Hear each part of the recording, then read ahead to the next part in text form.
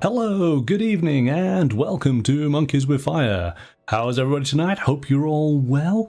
Do say hello in the chat if you are joining us this evening, because we are heading into the future. We are travelling to the year 1999 to explore Space 1999, the role-playing game from Modiphius Entertainment and Anderson Entertainment.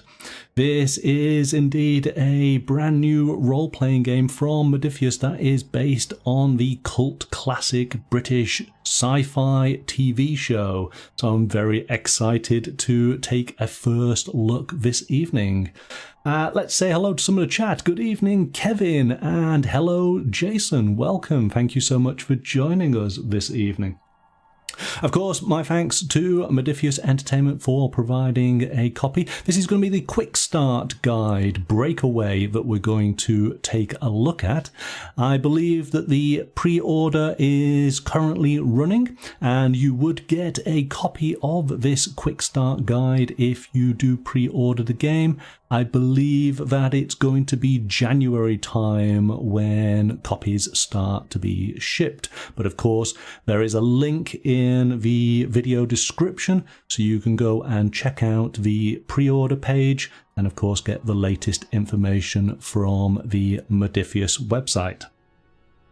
I will throw up the spoilers for those of you who don't want to know anything about the game. I will throw it up again when we get to the adventure part, but for the first part we'll just be going through the rules I should say, and a little bit of course the game's background that hopefully some of you guys in the chat will already be familiar with.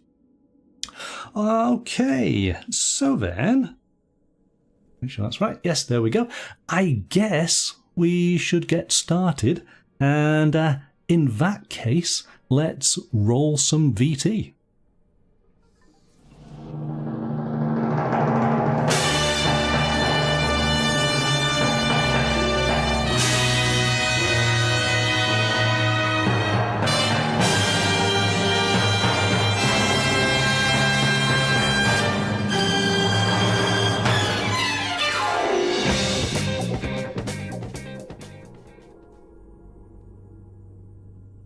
Okay, let's jump to the Quickstart guide. So I've been provided with the digital copy.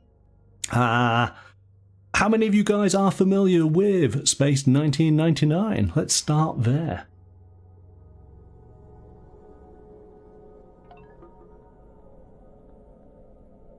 We do, of course, acknowledge all of the people who come together to create these role-playing games that we enjoy. So Ed, you're saying you are Kevin, you watched it as a kid. Yes, that's kind of my knowledge of the series. I do remember having a toy eagle, two of them in fact, when I was a kid, and I think I watched a few episodes of the show. I did this weekend watch the opening episode, Breakaway, just to sort of re-familiarise myself a little bit. So this Quickstart guide has, I think it's just over 50 pages. And as you can see, it's set out. It gives us a little bit of an intro as to what is Space 1999. It goes through the basic rules of the game. And then we have our sort of introductory mission, Breakaway, which sets the scene. And then we have a number of pre-generated characters. Blake 7, yes, I remember that very well, but that's a totally different show. Okay, so jumping into the introduction, what do we have? Welcome to Moonbase Alpha. So here we are. The year is 1999, the future, and humankind is poised to take its first steps into the universe. It's amazing to think that 1999 was considered to be the far future, and we would have a base on the moon. But I think that's one of the things about the Jerry Anderson series, is they were always very much forward-thinking, always the mankind moving out, being being the best it possibly can be. But having rewatched that opening episode, there's definitely a subtle message in the background that, of course, sets the whole series off. An environmental message, which I'm sure you guys are all very familiar with. Tom, you're saying Lando was great. Indeed he was, yes. As Commander Koenig. Barbara Bain was his real wife. I wasn't aware of that. You see, it's great to have you guys in who know some of the little backgrounds to the series. That's cool. So the first episode does deal with an alien signal from a distant planet and the intention of Earth launching a vessel to go and investigate this planet. The distant planet called Meta that's been sending signals towards Earth. Moonbase Alpha is a very strong scientific remit, and it is populated by peoples of the planet of Earth. I don't know did the series go into much detail as far as what Earth was like at this time in 1999. I guess, you kind of think of, you see Space 1999 and you can't help but make a little bit of a comparison to Star Trek. Was Earth a united planet in this year? Certainly the cast of characters is from all nationalities on the Moonbase, so it makes me feel that we're all working together by the year 1999. So the men and women of Moonbase Alpha have come to work there for a variety of reasons, but most are excited to be at the forefront of Earth's space program.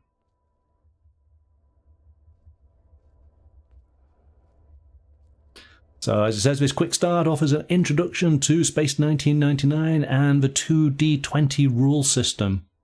I'm assuming that you guys are familiar with the 2D20 system from Modiphius, which of course has powered many of, well, if not all of their games, those being, of course, Star Trek, Dune, Fallout, Acton Cthulhu, to mention a few that you might have seen on the channel over the past few months.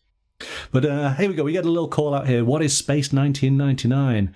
It's a live-action sci-fi series created by Jerry and Sylvia Anderson. It ran for 2 seasons from 1975 to 1977 and offered a vision of humanity in the far future of the year 1999. I love that line. That makes me smile so much. In the series, the moon is blasted out of Earth's orbit in an explosion and flung into deep space to face many challenges humankind is not yet ready for. This incredible event is covered in this adventure, which serves as the beginning of your own group's campaign to find a new home for the people of Moonbase Alpha. And then when I rewatched that opening episode, and of course maybe looking at it a little bit with hindsight, I kind of think of Space 1999 as near enough the amalgamation of several Star Trek series. So you have the heroic fantasy of the original Star Trek series. You've got the base from Deep Space Nine, and then as opposed to a voyage home, you've got a voyage away from home, as in Voyager. What do you guys think? Do you think that's... Can you see some of the similarities? Even though, of course, Space 1999, bar the original series, came before those other two.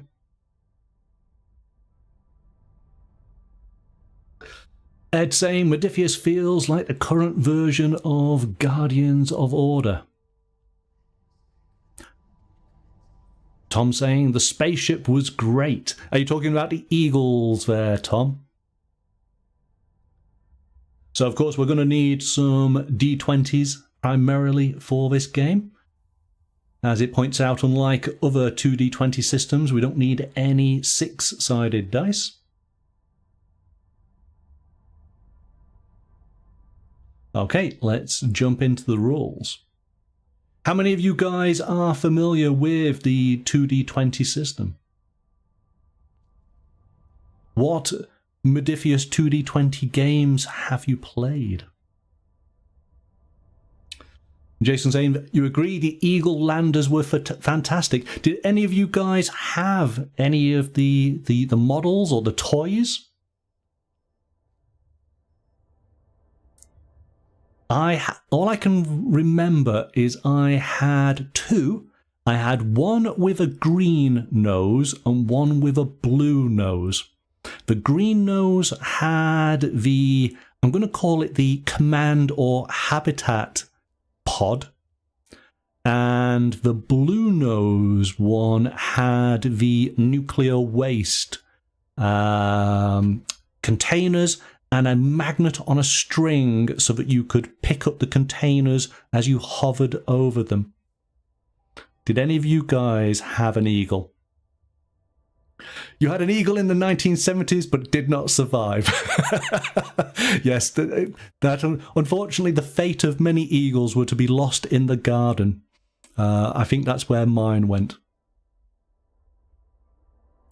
So, okay, what are the basic rules? So, as we say, this is a 2D20 system. What's going to happen is the GM is going to pick a target number. A target number is a sum of a skill that most suits the task and the attitude that most suits the nature of the task.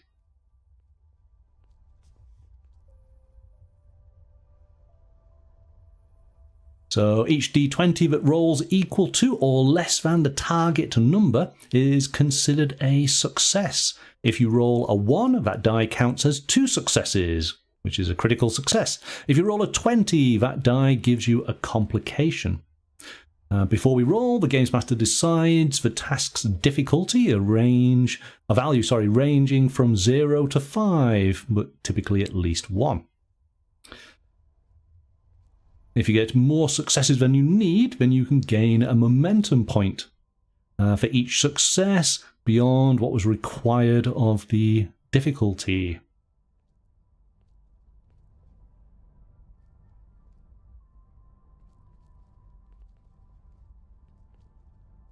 So, let's take a quick look here. We have our characters and we have the skills. So what skills do we have? We have command, your leadership ability and how you engage in debates and conversation. Flight, your ability to drive, fly, or operate machinery, like the eagle. Medicine, your ability to heal others and administer medical treatment. Science, your ability to take in and process information. Security, your skill at arms and your awareness of danger. And technical, your skill at fixing things and repairing devices. And it gives some examples of how these skills might be used in play.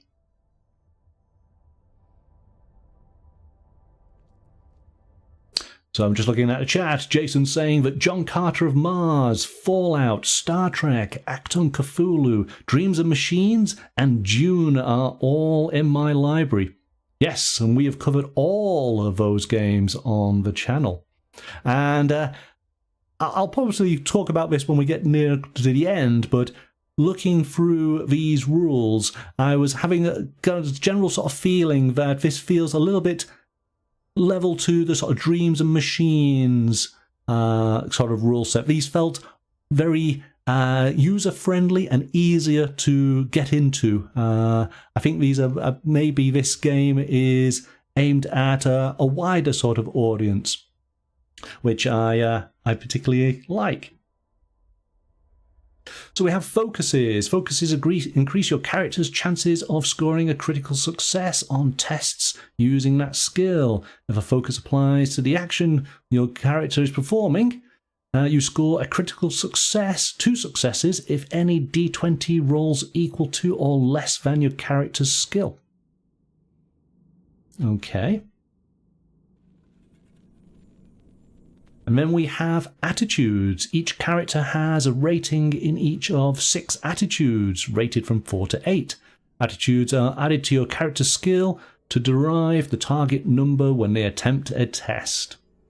So we have bravery, compassion, dedication, improvisation, mystery, and perseverance. So let's take a quick look then. Let's jump to a character sheet. We have Carlos Rodriguez, who is the team commander. And we can see these attitudes and skills as part of the character sheet. We can also see those focuses, can't we? So let's imagine that we are trying to do, well, let's just do a flight test.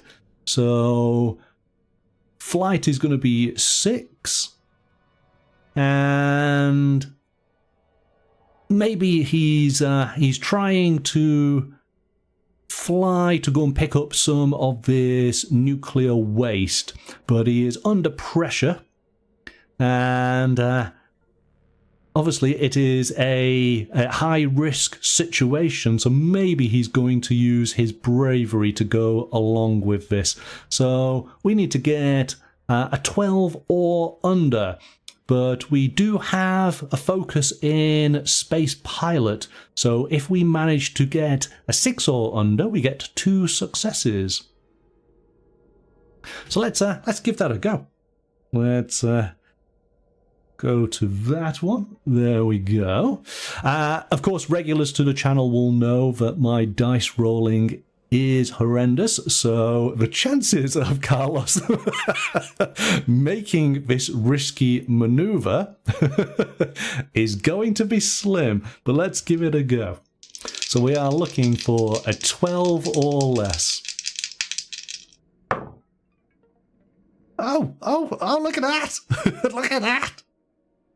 Well, you see, this bodes well for this game. So what have we got? We have effectively, if I read these rules right, this is 3 successes. So we've hit our one dice that has our 12 or under, so that's a success.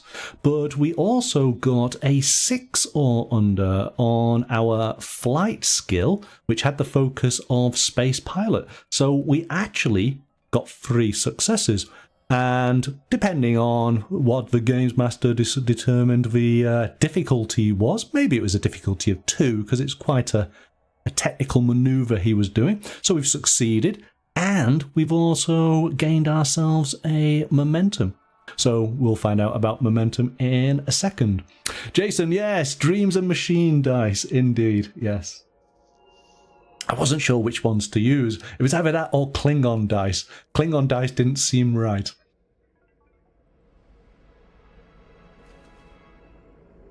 Okay, so what do we have? We also then have traits, complications, and assets. Traits are things about your character themselves, such as their appearance or personality. Traits can also apply to the environment in the way it affects a character, such as being cold or full of smoke. Complications are negative things affecting your character, such as an injury or environmental disadvantage. And assets are items that can be used in the situation to help the task they are attempting. So in all cases, a trait, complication, or asset helps or hinders the character in one of 2 ways: to allow a test where one might otherwise be possible or might not be otherwise possible, or to make a test impossible that would otherwise not be. and to make a test easier or harder by modifying the difficulty by 1 step. So maybe we could have had a special... What could we have? Well, our focus, what was the traits? So Carlos had the trait of focused and leader. So maybe Carlos could have used focused in combination with his space piloting skill to actually bring down that difficulty, because he is trying to do a complicated maneuver. He is obviously focused on it, and I think we could justify that with a GM, couldn't we? And we could make the difficulty come down by 1 step. But it gives an example here. So you might use the trait criminal to allow your characters to make a test to contact the underworld on a strange planet. And when they make contact, that trait might make the difficulty of convincing a crime boss to do business with him 1 step lower. So there you go. Yes, I think we could get away with that, using his focused trait to make that flight maneuver a little easier. And that being the case, maybe we get 2 momentum in the bank. We then have signature assets. Each character begins play with a signature asset. So once per session, a character may interact with their signature asset and add 1 momentum to the pool. Because yes, the momentum is a pool that all players can draw from. So what did Carlos have? Carlos has a photograph of his wife Angela and their son Marco, who are at home on Earth. I do like this, the graphics to the characters. I think that's really neat.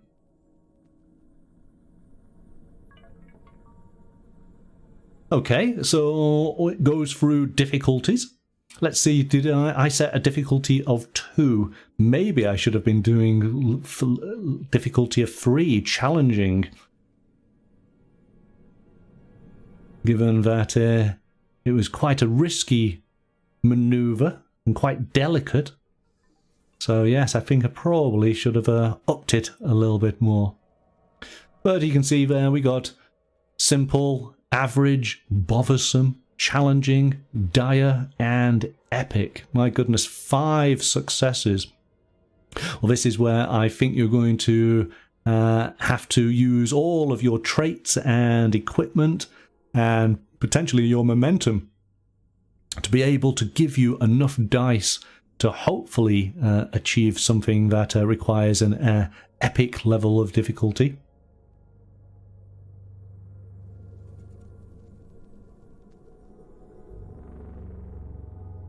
So as it says, as usual, any successes scored above the difficulty generates momentum. And so such tests can grant a boost to the player's momentum pool before they initiate a conflict, representing their preparations and planning. And so it gives a nice sort of breakdown of everything we need to do here on a skill test. So define the nature of the task and if it requires the roll. Games Master selects 1 skill to be used. The player then picks one of their attitudes they think's appropriate to generate the target number. The Games Master sets the difficulty for the skill. And we have but traits, threats, and other factors can increase or decrease the difficulty. Difficulty is the number of successes you must generate to pass the skill. Players and Games Masters should also finalize any traits they are applying. Take 2 d20s plus any additional d20s you've bought for this skill test and roll them. Each d20 that rolls equal to or less than the target number scores a single success. Each die that rolls a 1 is a critical. If a focus applies, then each die that rolls equal to or less scores a critical success. Each die that rolls a 20 causes a complication. And ultimately, if the number of successes scored equals or exceeds the difficulty of that skill test, then you have passed. Number of successes scored is less than the difficulty, then you have failed. Any successes that are greater than the difficulty becomes a single point of momentum.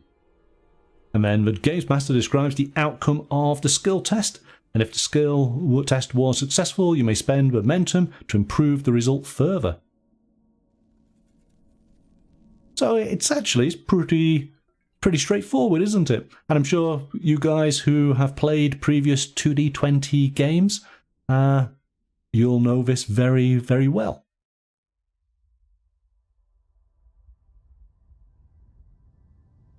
Okay, so it is talking about momentum. As we say, you gain 1 momentum for every success you gain beyond the difficulty. So how do you use momentum? You can buy additional D20s for those really challenging tests. You can create or remove a trait. So define a new fact about the scene or situation, but it costs 2 points of momentum to create a new trait. You can create an asset. But there are limitations to the kinds of assets you can create. Again, costs 2 momentum. Maybe this is where you would use your momentum to jury rig the electronics to be able to open a locked door. Maybe that's what you do. You can use your momentum to gain information about the scene and situation. So you can ask the Games Master 1 question. The Games Master must answer truthfully. Okay. So these are all ways of trying to make things a little bit easier. But the flip side to this is as players generate and spend momentum, the Games Master generates and spends their own resource, which is threat. Games Master makes use of threat to alter scenes, empower non-player characters, and generally make things challenging, perilous, or unpredictable. So it's kind of the same setup, but for the Games Master, isn't it? So the Games Master typically begins each adventure with 2 points of threat. But unlike momentum, threat pool has no upper limit. I think the momentum has a limit of 5 that's in the pool. Can't go over that. So the Games Master is able to buy additional D20s. They are able to add complications. So whenever a player character suffers 1 or more complication on a skill test, they or the Games Master may choose to add 2 points to the threat pool to ignore a complication. Escalation. At times, the Games Master may state that a specific action or decision risks escalating the situation, making it more dangerous or unpredictable. That costs 1 point of threat. Threatening circumstances. The environment or circumstances of a new scene may be threatening or perilous. There's lots of peril in this game, isn't there? Similarly, some non-player characters may generate threats simply by arriving in response to changes in the situation. And then non-player characters' momentum. So non-player characters who roll well on dice tests generate threat in the same way as players generate momentum. So this gives the Games Master some points to be able to spend to alter situations. Worth keeping an eye on just how much threat the Games Master is able to generate. And so they are able to spend this threat in, as I say, buying D20s, increasing the difficulty.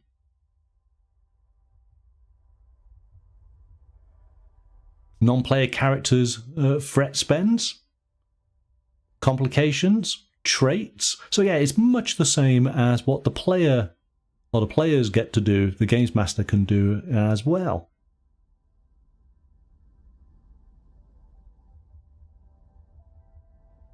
Environmental effects. I can see panels exploding.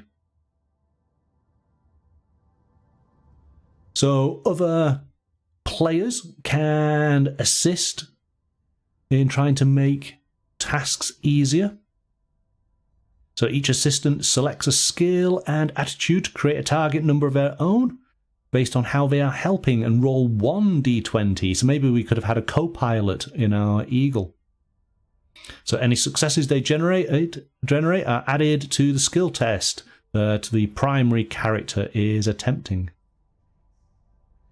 We then have spirit, hope, and determination. So spirit is a measure of a character's willpower. It is what lets them get up when they are defeated. 1 point of spirit can be used to allow a character to resist a defeat when in combat. While rest can restore spirit, player characters in this adventure won't have much opportunity to do that, so their spirit will have to last the whole adventure. So 3 points of spirit can be spent on a test to add determination to the roll. So adding determination has one of 2 possible effects. So when spent before a test, instead of rolling one of their d20s, the player may place it on the table showing a 1. So let's just take a look here. So Carlos has a spirit of 6. And we're going to have to use that during the entire mission. So if he rests,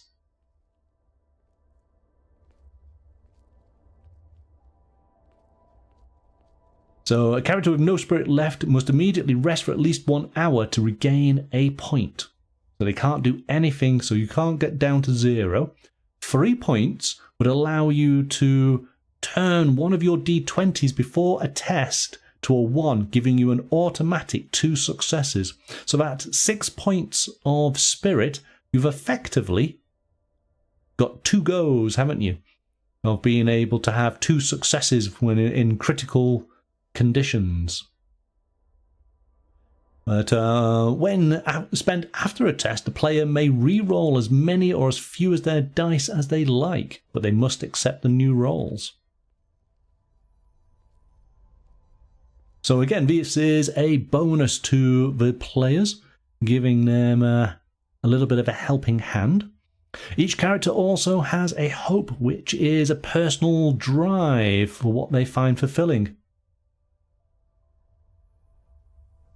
I think, yes, you can spend these points of spirit either before or after a test, depending which one you choose. So before gives you 2 successes automatically, or after you can re-roll any of your dice. I guess if you have the points and you remember and you really wanted to do it, you would use your spirit first, wouldn't you? Guarantee that success, or at least 2 of them. But maybe, you could have rolled incredibly badly like I tend to do. And maybe this is a way of getting round that. Let's go to this one. There we go. Each character also has hope, which is a personal drive for what they find fulfilling. Hope is used to play out short scenes to advance the character's needs and desires. So a scene should involve a single test as part of the narrative, usually difficulty of 1. And they regain 2 spirit. Okay, so what is Carlos's hope? Fun. Okay, so Carlos has got to do something that's fun that is going to restore 2 spirit. And I believe that we will get to see that later on. Good evening, Roger. Thanks for joining. We are taking a look at the basic rules to Space 1999 from Modiphius Entertainment. Okay, so each character, a hope scene once per game session, so you can generate just 2 spirit within that session. Okay, we then have contests and extended tests. So a contest is when a character is facing another character rather than a situation or static obstacle. And an extended test The question is not whether the character succeeds, but how long it takes. So this is obviously some kind of activity where it requires multiple steps.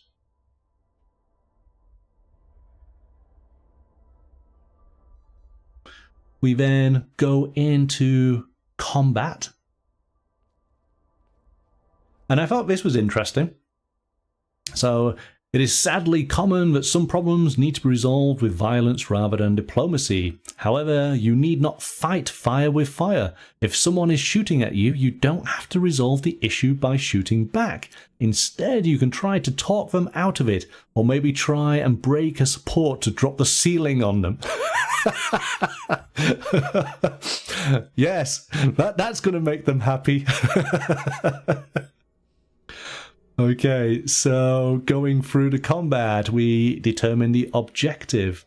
But I like the idea that, yes, it feels a little bit, because again, in that opening episode, even though one of the crewmen is kind of lost his grip with sanity and is lunging at the commander, he's trying to calm him down. He's not wanting to fight him. He is trying to talk. So I thought that was good. He ultimately had to use his gun to basically stun him. That was the only way that he was going to pacify him in time. Ed, you're saying, love the picture. It looks more like dancing than combat. Yes. I do like how we've got clips from the show as all the graphics here. I think that's really cool. So what we got? Determine objective. Who goes first? Take an action. Roll dice. Arising from defeat and accepting defeat.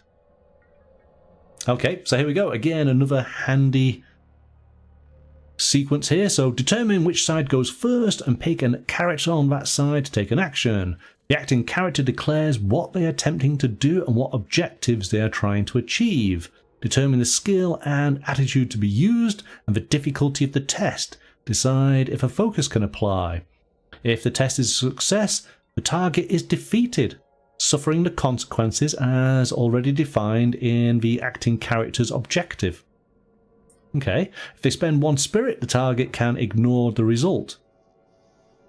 If they cannot spend 1 spirit, they are defeated and must abide by the consequences as determined. If they can spend 1 spirit and choose not to, they are still defeated, but may add a favourable circumstance to their defeat. Let's just go back to that. That's interesting. So the first part of it is, as we've already experienced, getting your... let's have a look at how combat would be your attitude. So maybe we would have... Well, we would have security as a 6. In fact, actually, we're doing something similar here, aren't we? Security is a 6 and bravery. I think those would work together if we were in some kind of grappling encounter. So we can't use pistols because we're going to do sort of unarmed combat. But maybe, oh gosh, maybe what we could do is, as opposed to doing fisticuffs, maybe it is... I think it would still be security and bravery, but could we use leadership? Could we do it in a talking somebody down? Got to be brave about it. We're using our knowledge of sort of security, but also we're using a commanding tone. We can use our leadership trait. So maybe that's what we might do. So if character MC becomes defeated, so if we roll a success, your action succeeds. The opponent becomes defeated, which means they're forced to abide by the terms that set out in your initial declaration of intent. So in other words, we would say to the opposing character to cease what they're doing. It could be just as simple as that, couldn't it?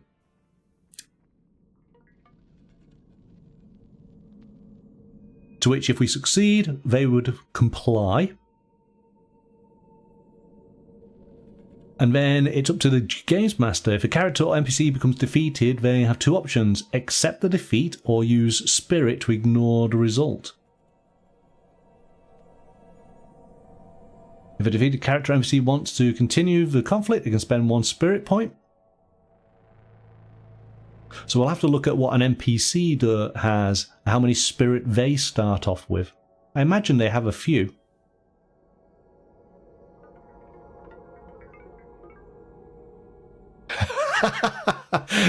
Ed saying being a team commander, talking somebody down may be fun for him. He could do two with one go here, yes?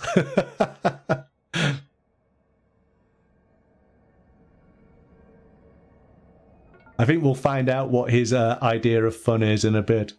I don't think it's talking somebody down out of a critical situation, but I like the idea. Okay. That basically, those are the rules. Them is the rules. So it's only 24 pages worth of rules. What do you guys think? For those of you who have already played 2D20 games, I guess this is it's pretty easy and straightforward stuff, yeah?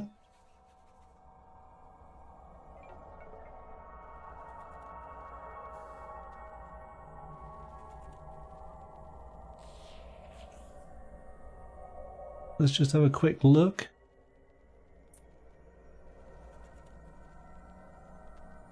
It was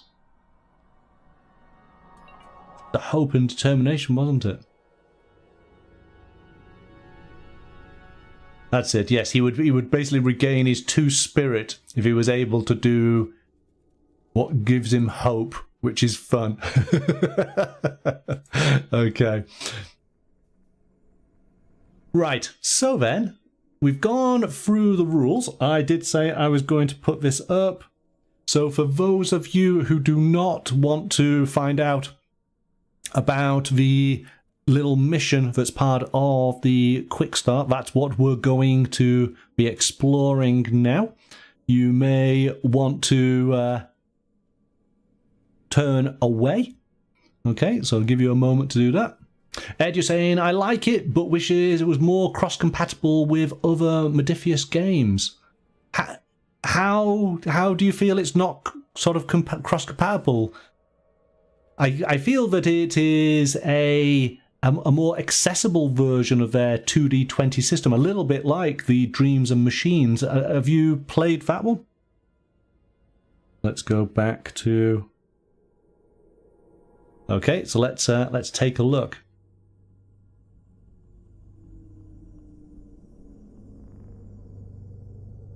Okay, so as it says, following should only be read by the Games Master. This is Breakaway, the calm before the storm. So the Games Master begins the game with 2 points of threat for each player character present. Momentum pool begins at 0. And of course we will be using the pre-generated characters.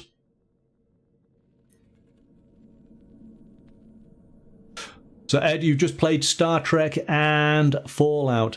Yep. Modiphius did a game called Dreams and Machines. I think it was it the end of last year, early this year?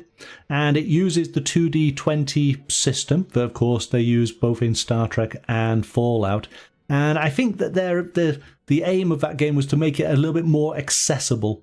A good sort of introductory system. And I feel this has that same sort of feeling to it, which is good. I like this because it's a good way to sort of learn the system, and as you then get familiar with it, then of course it means that moving towards Star Trek and Fallout and some of the others, it's going to be an easier path for players and GMs. I'm also, even though we're focused on Space 1999, because Modiphius are doing this with Anderson Entertainment, I am hoping that there are other potential Anderson Entertainment properties that could be brought to the table, and I've got my fingers crossed for quite a few. Anyway, let's take a look at our player characters for this particular breakout mission. So we got Carlos, who is the team commander.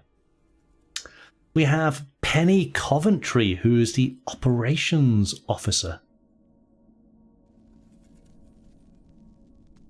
So she's calm, organised. She has a dog-eared paperback of Pride and Prejudice.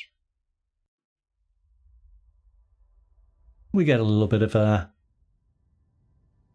background on each of these characters.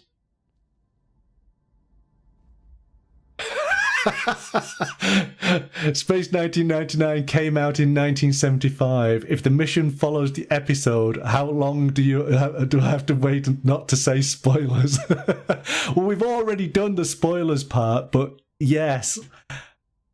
I mean, that's the thing, isn't it? I suppose if you're not familiar with Space 1999, then there would be spoilers, yeah? Because if you do watch that first episode, you have a good idea how this initial mission is going to play out. Francesco Spinoza is the security officer, who's quiet and brave.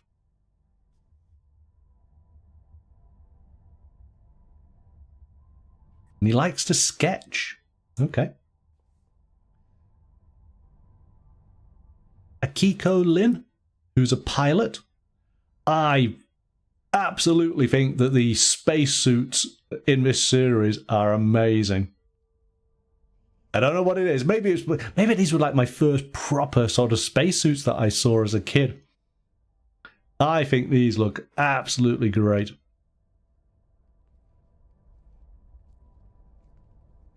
What does she have? She's a traits. She's a party animal and passionate. Do you want that in a pilot? She's flying the party eagle. And her signature asset is her wings badge that marks her as a qualified space pilot.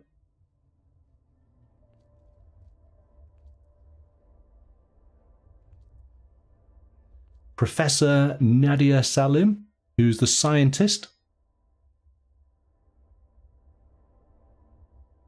She's dedicated and curious. She has a pocket-sized Quran, who's given by her family. So we've got a good mix of characters.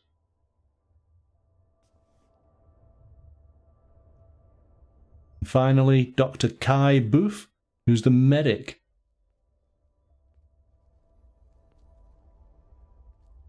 Charming and caring. And he has a stethoscope, which he got when he graduated med school. I think that's the lot. Yes, it is. I like all the art. I think the art's great. It definitely has that 70s vibe to it.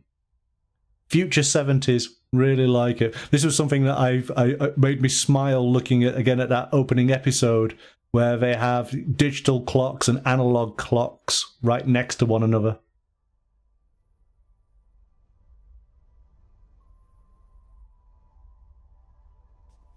I believe that you will get the main characters from the show, of course, in the core rules, and I think you're able to play as them, which is quite cool. So, yes, but of course, it's in the full version, as is the fact of any details on, or major details on Moonbase Alpha, and of course the Eagles. So, yes, it's all in the core book, of course it is, isn't it? This is a teaser. Modiphius art has always been great indeed. Yes, most definitely. But I like how this is using original art, but also taking clips from the TV show. I think that's really cool. I like that.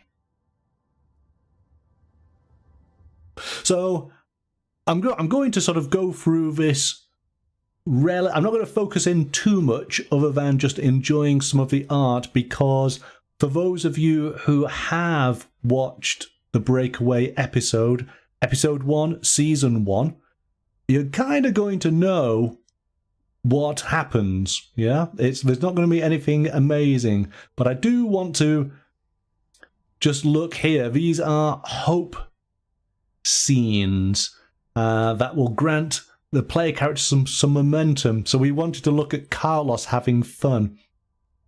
So Carlos is having a drink with some other off-duty friends in the recreation area. After a little too much to drink, he attempts to get a sing-along going. On a successful improvisation and command test, he inspires several people to get out a karaoke machine and have a good time. I feel that we need to do Carlos's fun test. Do you guys agree? So let me go to that. So improvisation and command. What have we got? Let's go to Carlos. He's got a 4 and he's got a 7. And, well, here we go. So it's only a test of 1, because it said that most of these hope tests only have a difficulty of 1 to them. So let us... So we got what we got. It's 11 or less on 2 dice. But if we can use... Maybe we use his charm. I can't imagine he would use leadership to command fellow Moonbase Alpha personnel. You must sing karaoke, said Carlos. So let's have him using charm instead. 11 or less.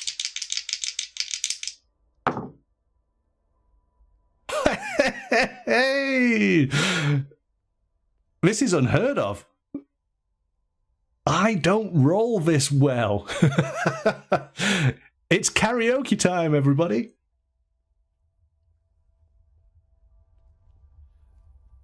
Ed's saying Modiphius lore has also been great. Yes, well, again, we always mention this, don't we, when we look at any core rule book for any franchise that's out there, that even if you never play the game, if you are a fan of that particular franchise, getting hold of the role-playing game is a great way to read about all the lore and just geek out on the vehicles, the aliens, the characters, the technology. So, yeah, I would say that this is definitely a game that I'd be interested in having a look in, because it's going to bring back a lot of fond memories. And oh wow, Ed, yes. Someone did a YouTube video of the aftermath of Breakaway on what happened to Earth that day, which I never thought about until I saw it. That's exactly what I thought about watching the episode this weekend. Because did they ever say what happened to Earth? I don't think they do. The series just moves on, and it's what's happening on the moon going forward. But we kind of know that if the Earth, if the moon disappears, the Earth's in a bit of trouble, yeah? Is it Roland Emmerich's movie Moon, which kind of gives us an idea of what might happen to the Earth afterwards, I guess. So, yeah, I think Earth would be in serious trouble.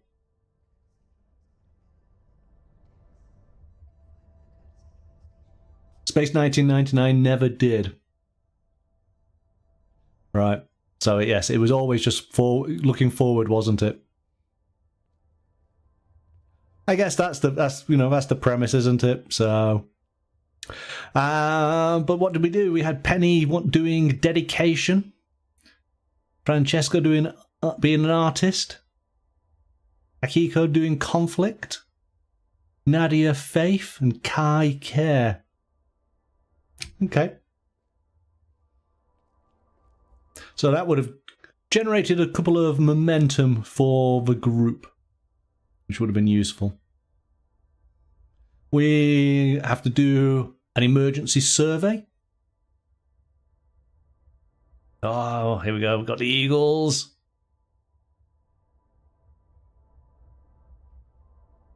And so we have various tests. And again, this quick start guide is basically suggesting which character should do what kind of test. Again, it's just getting all the players and the GM familiar with the rules so they get a good feel of it. There we go, you see. This is the type of art that we want to see. This was also something that I think I recognized this as a kid, and I appreciate it even more now, on how much thought went into designing the spaceships so that they were realistic within what we were, doing at that time. So I like all the little maneuvering thrusters on the Eagles, which of course were part of the moon landers, weren't they? That's what, and I only realised recently that those little maneuvering thrusters, of course, are a part of the space Lego set from the 80s, I guess, because of the moon landers. Wow, it's taken many, many years for those pieces to fall into place and for me to realise where they came from. So, amazing attention to detail. Ed, you're saying you like the examples of how a mission can be written. Yeah.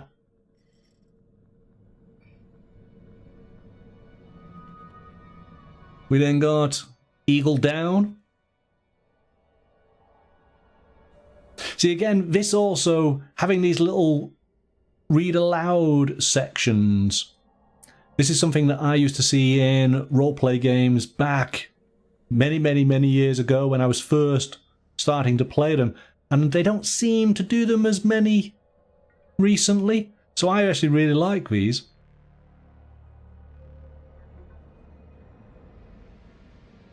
We have Breakaway.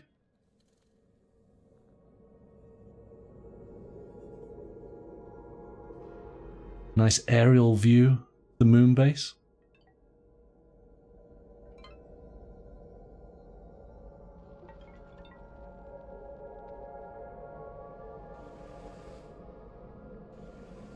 So, here we go. We do have an NPC here.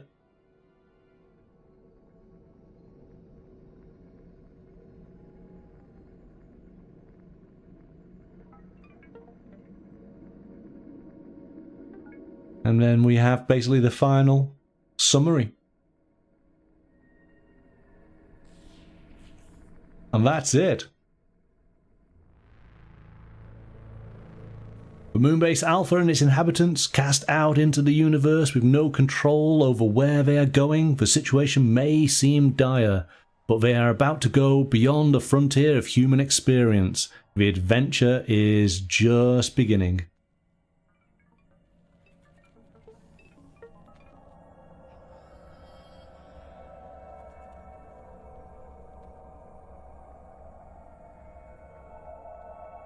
I think that everything... Kevin King not taking Commissioner Simmons' advice. Probably so, yes.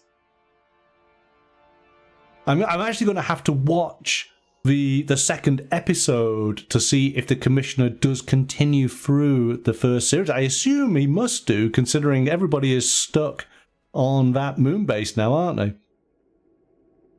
Is he the sort of adversarial character for the commander?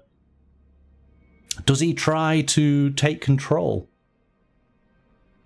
He seemed to have very much an agenda in regards to getting rid of the nuclear waste and not worrying too much about the safety implications.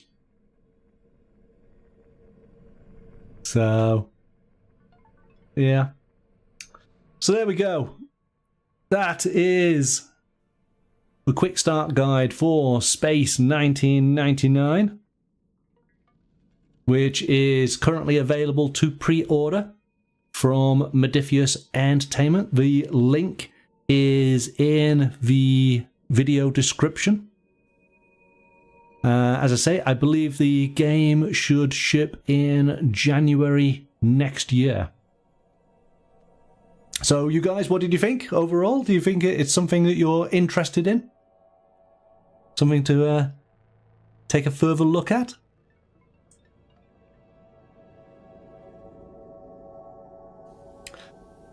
So we're going to have a show on Thursday night, and we're going to be continuing. We're going to be going further beyond the final frontier,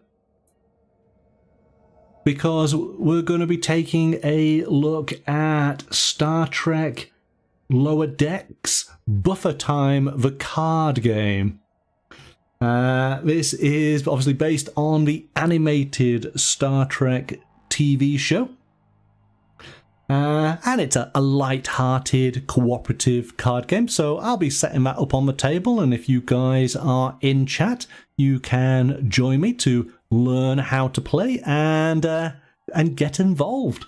And I'm sure there will be lots of call-outs to Star Trek scenes or lore, which we'll have a good chuckle about.